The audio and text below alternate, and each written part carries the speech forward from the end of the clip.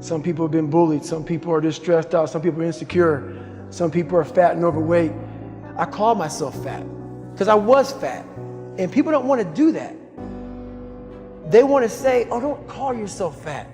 Don't call yourself dumb.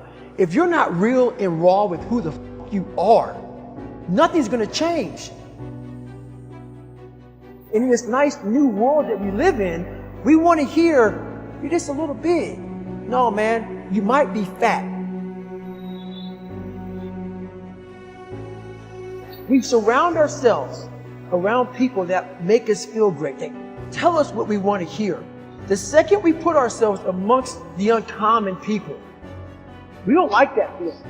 That challenging feeling of that person waking up at 3:30 in the morning and say, hey, put your shit on, we're going for a run. We like that person who says, hey, you know, man, I don't feel good today, man. And they say, oh, it's okay, brother. We don't want that motherfucker who's like this. Hey, man, no, bro, get your shit on, man. Stop being a punk. This is all about the quitting mind. So what's the quitting mind? So let's say it's day one of a job interview. You all know what it feels like. You have your clothes laid out. You got the food ready to go in the morning. You've been preparing for weeks and weeks and weeks. You show up and you bring your best self. You get the job. Merry Christmas. All right. After a couple months, you start showing up to work a little later. You don't look as good. Your clothes aren't laid out. Your breakfast isn't ready. Your mind gets softer. We do that in everything in life. When New Year's coming up, guess what? Don't have a fucking quitting mind. Repetition every day. Stay hard. I believe that most human beings are only living at about 40% of their capability. The mind has a governor, like a car. If you're driving a car and the car has a governor on it, the car may say 130 miles an hour, but the governor's set for 91. The car wants to go. The car wants to go, but that factory said, we're not going past 91. We have a factory, a nice governor in our brain, and it's a survival mechanism. It protects us from pain and suffering. At all times of your life, the mind has a tactical advantage over you. Why is that? It knows what you're afraid of. It knows your insecurities. It knows your deep, dark lies. And it starts to push you away from that. It pushes you in a direction that is comfortable. The mind controls everything. You get to 40%, your brain says, we're done. Let's roll, man. This is starting to get painful. This is uncomfortable. So you sit down. You have to figure out ways, and everybody's different. That's how the book kind of talks about, like we all have these things about, 5 steps to this and 4 steps to this. It's a lot more than that. That's all bullshit. It's a practice that you have to, it's a habit. So if you know that at 40% I'm feeling pain. At 40% I'm feeling pain. That's where the 40% rule kicks in. Now it starts. Okay, I'm feeling pain.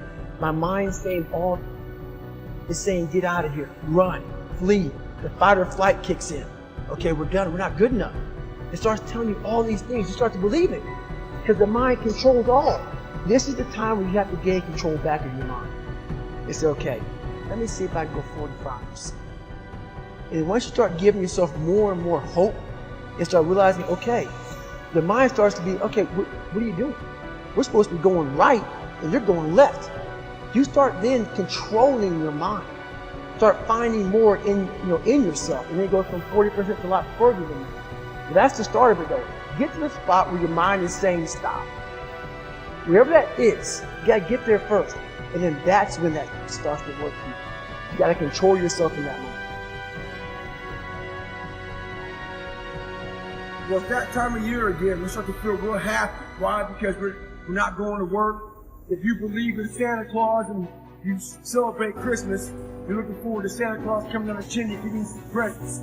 It's a real good time of year. So in that good time of year, we start to feel real good about ourselves. We start to feel great.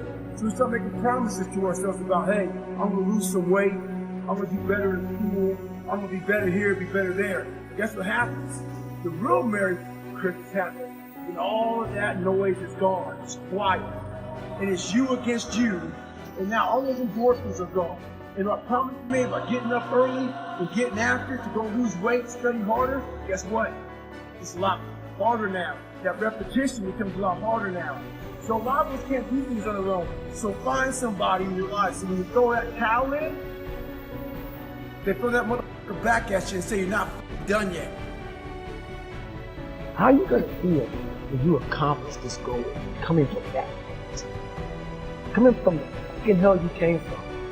A lot of people start from a good starting point. They have a good foundation. What if you can surpass all of these things? What if everybody who was way up here started up here? And you started with no legs. You had to grow legs. So you can start walking, and then crawling, and then running. And then you start passing people with all this given to them. This might be exactly what I need. The darkness is exactly what I need. It's how you look at your situation.